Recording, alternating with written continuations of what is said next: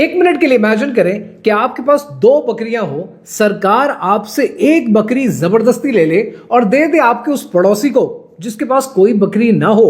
आपको लगेगा कि इक्वालिटी हो गई है, लेकिन आप परेशान होंगे कि मेरे साथ इंसाफ नहीं हुआ, और आपका पड़ोसी कहेगा कि मुझे तो बकरी चाहिए नहीं थी। इसे कहते हैं सोशलिज्म।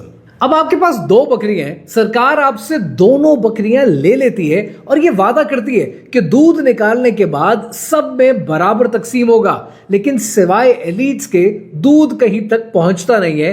इसे कम्युनिज्म कहते हैं। आपके पास 2 बकरियां हैं, आप उनका दूध निकालकर बेचकर अच्छा पैसा कमाते हैं। आप अपनी कंपनी खड़ी कर लेते हैं, फिर उस कंपनी को पब्लिक कर देते हैं। गरीब लोग आपकी कंपनी के शेयर्स खरीदते हैं। एलीट्स आपकी इस प्राइवेट लिमिटेड कंपनी को पब्लिक लिमिटेड बनाने में ठीक ठाक पैसा छापते हैं। सरकार आपके प्रॉफिट का 40% टैक्स में कलेक्ट कर लेती है, लेकिन फिर अचानक स्टॉक मार्केट बैठ जाती है। इन्वेस्टर अपना हाथ खींच लेते हैं और वो गरीब लोग जिन्होंने आपके शेयर्स में इन्वेस्ट किया था वो बैंकरप्ट हो जाते हैं।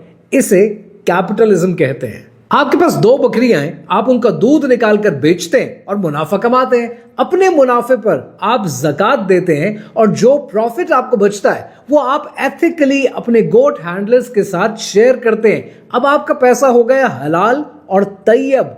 यह है तैयब रिस्क और इसे इस्लामिक सिस्टम कहते हैं। आपके पास 2 बकरियां हैं जिनका दूध निकालकर आप बेचते हैं और आप खुश हैं, लेकिन आपके पड़ोसी फैसला करते हैं कि इन दोनों बकरियों को ज़िबा कर देना चाहिए। आप नहीं मानते, लिहाजा आपके पड़ोसी फैसला करते हैं कि चलो इलेक्शन करते हैं, और इलेक्शन में आप हार जाते हैं और आपकी दोनों बकरियों को ज़िबा कर दिया जाता है। लेकिन आप फिर भी नाराज नहीं होते, आप खुश रहते हैं, क्योंकि आपको लगता है कि आपके वोट की इज्जत है और यही आपकी आज़ादी का हक है।